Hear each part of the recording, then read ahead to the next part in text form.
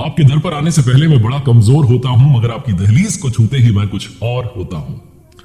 तीसरे अध्याय में अगर आपने सुना समझा हो तो अर्जुन ने एक प्रश्न रखा था कि भगवान अगर आपको ज्ञान योग सरल लग रहा है तो मुझे कर्म योग में क्यों फंसा रहे हैं, मुझे भयंकर कर्मों की तरफ क्यों भेज रहे हैं। अर्जुन को सलाह कि ज्ञान योग बड़ा अच्छा है, हारने पर स्वर्ग मिल रहा है, जीतने पर महामहिम की स्तुति मिल रही है, इससे बढ़िया क्या होगा। तो एक बार फिर से 5वें अध्याय की शुरुआत में ही धनुर्धर अर्जुन ने भगवान से प्रश्न किया। अर्जुन उवाच संन्यासम कर्मणाम कृष्ण पुनर्योगम च शंससि यच्छे एतयोरेकम तन्मे ब्रूहि सुनिश्चितम।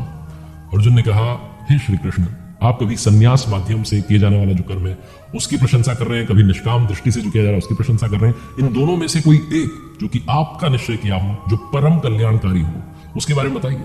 जब सामने दो रास्ते और आप वाकई में कहीं जाना चाहते हो तो आप पता करने की कोशिश करेंगे कि कौन सा सरल है, कौन सा सही रहेगा। तो भगवान श्री कृष्ण ने जवाब देते हुए कहा, उत्तर में कहा, श्री भगवान उवाच संन्यासः कर्म योगश्च नेह श्रेयसकरावुभो तयोस्तु कर्म संन्यासात् कर्म योगो विशिष्यते।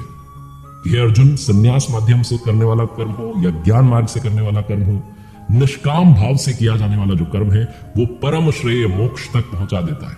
लेकिन फिर भी जो निष्काम कर्म योग है वो ज्ञान योग की अपेक्षा श्रेष्ठ है। अब सवाल बनता है कि श्रेष्ठ क्यों है। श्री भगवान उवाच संन्यासस्तु महाबाहो दुख मापनुम योगतः योग युक्तो मुनिर्ब्रह्म न चिरेणाधिगच्छति।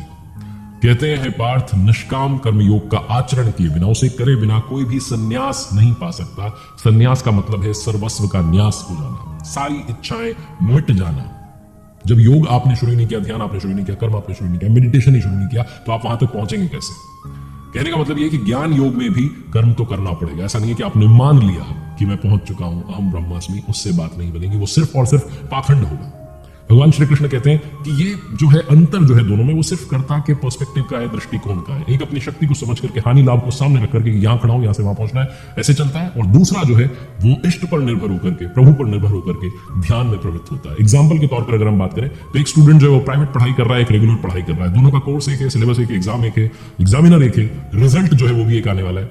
बस वो जो तरीका है, वो जो पर्सपेक्टिव है वो अलग अलग है। तो भगवान श्री कृष्ण कहते हैं कि अपने चित्त को ध्यानस्थ करना है, कर्मों को समर्पण के साथ में, पूरे समर्पण के साथ में युद्ध के मैदान में उतरना है, कर्म करने, इष्ट पर निर्भर होना है। यही निष्काम कर्म योग है। दोनों में क्रिया एक है और परिणाम भी दोनों का एक ही है। इसीलिए भगवान श्री कृष्ण कहते हैं कि मैं परमात्मा हूं, शुद्ध हूं, बुद्ध हूं, मेरे लिए न कर्म है न बंधन है। ऐसा कोई मान लेता है तो वो सिर्फ और सिर्फ पाखंड कर रहा है। कर्म तो करना पड़ेगा। इसीलिए निष्काम कर्म योग सबसे सरल प्रतीत होता है, जहां कर्म करते जाइए, ध्यान करते जाइए, ज्यादा फल की चिंता मत कीजिए, प्रभु अपने आप आपसे ध्यान करवा लेंगे, भजन करवा लेंगे। जब निष्काम कर्म योग आप करते हैं, उस रास्ते पर चलते हैं, ध्यान करते हैं, मेडिटेशन करते हैं, और जब पराकाष्ठा पर पहुंच जाते हैं, यानी कि मुक्ति तक पहुंच जाते हैं, योग से युक्त हो जाते हैं, तो उस योग युक्त पुरुष के लक्षण क्या हैं ये भगवान बताते हैं। श्री भगवान उवाच योग युक्तो विशुद्धात्मा विजितात्मा जितेंद्रियः सर्वभूतात्म भूतात्मा कुर्वन्नपि न लिप्यते। कहते हैं कि विजितात्मा, विशेष रूप से जिसने शरीर जीत लिया है, जितेंद्रिय, जिसने अपनी इंद्रियां जीत ली हैं, जिसकी आत्मा विशेष रूप से शुद्ध हो गई है, जिसका अंतःकरण जो है, सोल जो है वो प्योर हो चुकी है, वो संपूर्ण भूत प्राणियों की आत्मा मूल उद्गम परमात्मा से एक ही भाव हुआ योग से युक्त हो जाता है। वो कर्म करता हुआ भी उसमें लिप्त नहीं होता है। तो करता क्यों है?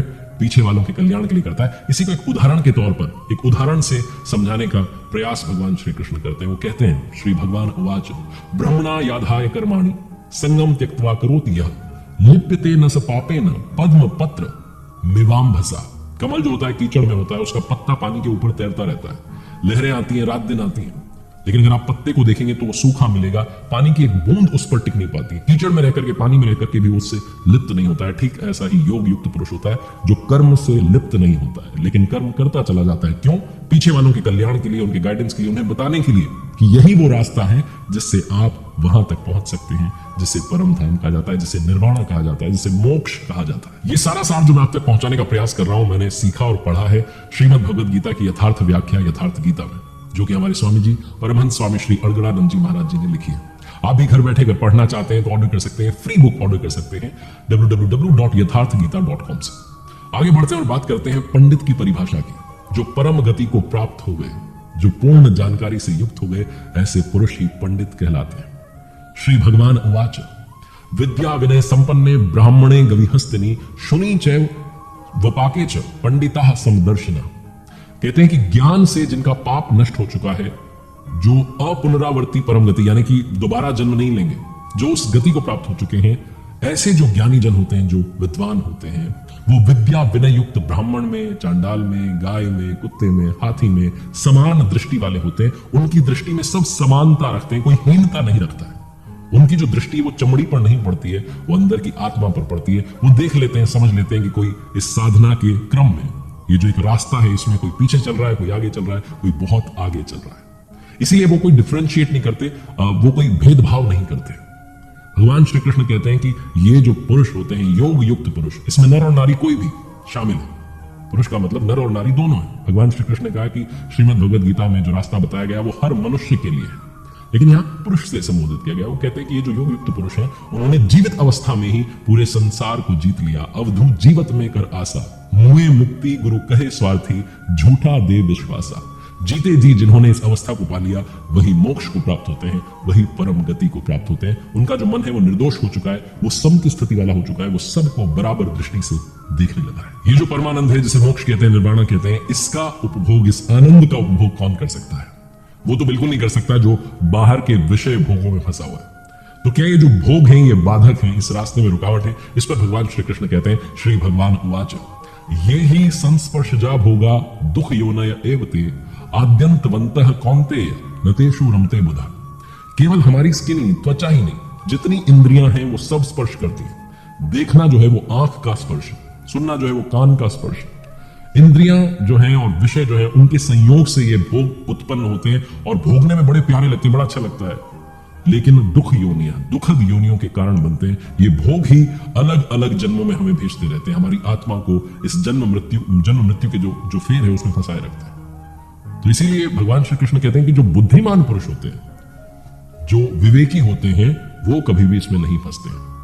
अर्जुन को एक बार फिर से मोटिवेट करते हुए कहते हैं, श्री भगवान उवाच, शक्नोति है वह सोढुम प्राक शरीर विमोक्षणात् काम क्रोधोद्भवम वेगम सयुक्तः स सुखी नरः। जो मनुष्य शरीर के नाश होने से पहले ही काम और क्रोध से ये जो राग उत्पन्न होने, जो वेग आ रहा है, इसको मिटा देने में सक्षम है, वही इस लोक में योग से युक्त है, वही परम धाम को प्राप्त हो रहा है और असल मायने में वही सुखी है। जिसके पीछे दुख नहीं है, उस सुख में, परमात्मा में स्थिति वाला है। अब आप सोच रहे हो कि कर्म के बारे में इतनी बार बात की गई, ध्यान के बारे में इतनी बार बात की गई, लेकिन वो ध्यान की सही विधि क्या है?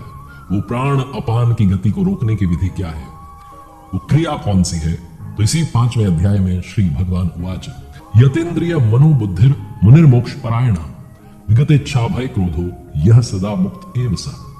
हे अर्जुन, बाहर के विषयों के बारे में, दृश्यों के बारे में चिंतन नहीं करते हुए, उन्हें त्याग करके, जो नेत्रों की दृष्टि है उसको भ्रुकुटी के बीच में स्थिर करके, ध्रुवो अंतरे, इसका मतलब ये नहीं कि आंखों के बीच में या भौं के जो भौं हैं इनके बीच में, आईब्रो के बीच में कहीं आप देखने लगे।